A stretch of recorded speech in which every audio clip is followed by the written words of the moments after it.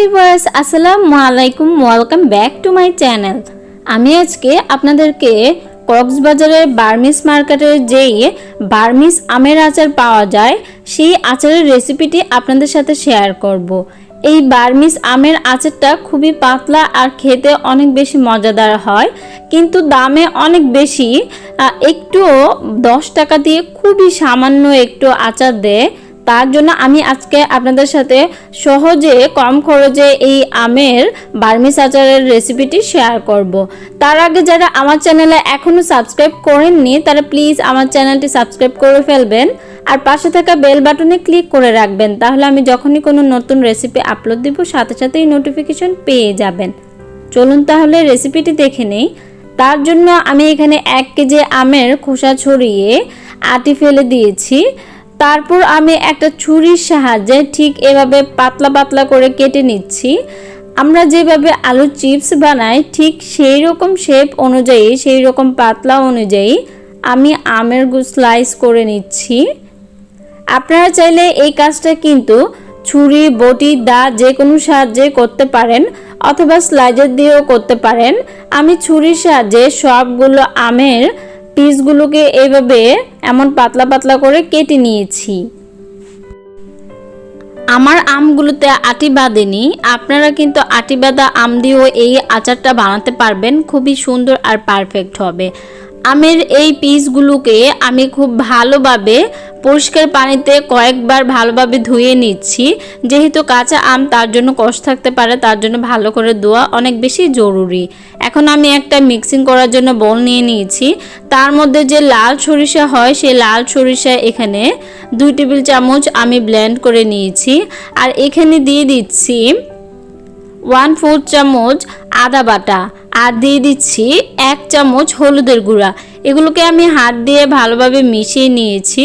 মিশিয়ে নিয়ে এর মধ্যে আমি যেই আমের পিসগুলোকে, কাঁচা আমের পিসগুলোকে কেটে পরিষ্কার করে ধুয়ে পানি ঝরিয়ে নিয়েছিলাম সেগুলো দিয়ে দিচ্ছি। দিয়ে আমি খুব ভালোভাবে এভাবে মিশিয়ে নিলাম। মিশিয়ে নিয়ে এখন এগুলোকে শুকাতে হবে। আপনারা চাইলে কিন্তু রোদে শুকাতে পারেন অথবা চুলার নিচে দিয়েও শুকাতে পারেন, কিন্তু শুকাতে হবে অবশ্যই।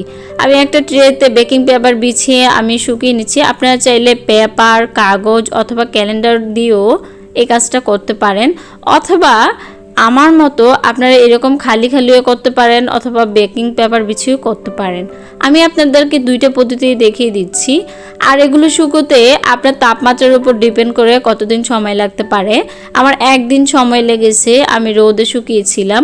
আপনারা কিন্তু এই সেম কাজটা চুলার নিচে দিয়েও শুকিয়ে ফেলতে পারবেন, যেহেতু আমের পিসগুলো একদম পাতলা হয় আর কাঁচা আম এমনিতেও খুব দ্রুত শুকিয়ে যায়। দেখুন শুকানোর পর ঠিক এইরকম হয়েছে। এখন চলে যাচ্ছি চুলায়। তার জন্য চুলার মধ্যে আগুন জ্বেলে তারপর এতে দিয়ে দিচ্ছি আধা কাপ গুড়, তারপর আমি দিয়ে দিচ্ছি 1 টেবিল চামচ চিনি আর দিয়ে দিচ্ছি আধা কাপ পানি। এখন চুলার আঁচটা মিডিয়াম করে দিয়েছি আর দিয়ে দিচ্ছি 2টা এলাচ, 2টা তেজপাতা। চুলার আঁচ মিডিয়াম করে দিয়ে এগুলোকে একটু নাড়াচাড়া করে আমি গুড়টা আর চিনিটা গলে যাবার আগ পর্যন্ত ওয়েট করছি। দেখুন যখনই এমন ফুটে উঠবে সেই পর্যায়ে যে আমের পিসগুলোকে, আটিগুলোকে যে শুকিয়ে রেখেছিলাম সেই আমের পিসগুলোকে আমি আচারের মধ্যে দিয়ে দিচ্ছি, মানে গুড়ের মধ্যে দিয়ে দিচ্ছি আর কি। দিয়ে আমি আবারও দিয়ে দিচ্ছি 1 কাপ পানি আর দিয়ে দিচ্ছি 1 টেবিল চামচ ভিনেগার। ভিনেগার দেওয়ার ফলে কিন্তু আমের আচারটা 2 বছর পর্যন্ত আপনি সংরক্ষণ করে রাখতে পারবেন। ঢাকনা দিয়ে ঢেকে এই আচারটা একটু পরপর নাড়াচাড়া করে দিয়ে আমি রান্না করে ফেলবো। যখনই দেখতে পাবেন এইরকম ঘন হয়ে গিয়েছে শিরাটা, তখন দিয়ে দিতে হবে 1 টেবিল চামচ পাঁচফোড়ন। আপনারা চাইলে কিন্তু এর থেকে কমও দিতে পারেন, তবে কক্সবাজারের বার্মিস আচারে কিন্তু কোনো পাঁচফোড়ন থাকে না। আমি স্বাদটা আরও বেশি বাড়ানোর জন্য পাঁচফোড়ন অ্যাড করে দিচ্ছি। এখন আরও 4-5 মিনিট জাল করব। জাল করে চুলার আঁচটা অফ করে দেব। আমার আচার কিন্তু একদম রেডি হয়ে গিয়েছে। দেখুন গুড়ের যে শিরাটা সেটা একদম ঘন হয়ে গিয়েছে। এটা কিন্তু ঠান্ডা হবার পর আরও বেশি ঘন হয়ে যায়, তার জন্য এইরকম পর্যায়ে কিন্তু চুলার আঁচ অফ করে দিতে হবে। আমি আপনাদেরকে একটু পরিবেশন করে দেখাচ্ছি। দেখুন এটা কতটা সুন্দর আর পারফেক্ট হয়েছে। এই আচারটা খুবই পাতলা হয়, একদম বার্মিজ আচারের মতো হয়।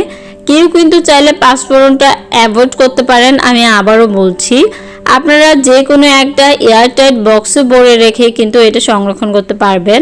দেখুন কক্সবাজারের বার্মিজ আচার এটা, আর আমার আচার হচ্ছে এটা। দেখতে পাচ্ছেন আপনারা, কালারটা কিন্তু একদম সেমই পাতলা হয়েছে। এই আচারটা কিন্তু আপনি সাথে সাথে বানিয়ে খেতে পারবেন না। এই আচারটা বানিয়ে আপনাকে মিনিমাম 1 মাস অপেক্ষা করতে হবে। 1 মাস পর এই আচারটা খাওয়ার যোগ্য হয়। আপনি বানিয়ে একটা যে কোনো এয়ারটাইট বক্সে কাচের বয়ামে রেখে দিতে হবে। এটা কিন্তু ফ্রিজে রাখারও কোনো প্রয়োজন নেই, এভাবেই আপনি রেখে সংরক্ষণ করতে পারবেন 2 বছর পর্যন্ত। রেসিপিটি ভালো লাগলে অবশ্যই চ্যানেলটি সাবস্ক্রাইব করবেন, আর রেসিপিটিতে লাইক কমেন্ট আর বেশি বেশি শেয়ার করবেন। আজকের মতো বিদায় নিচ্ছি, আল্লাহ হাফেজ।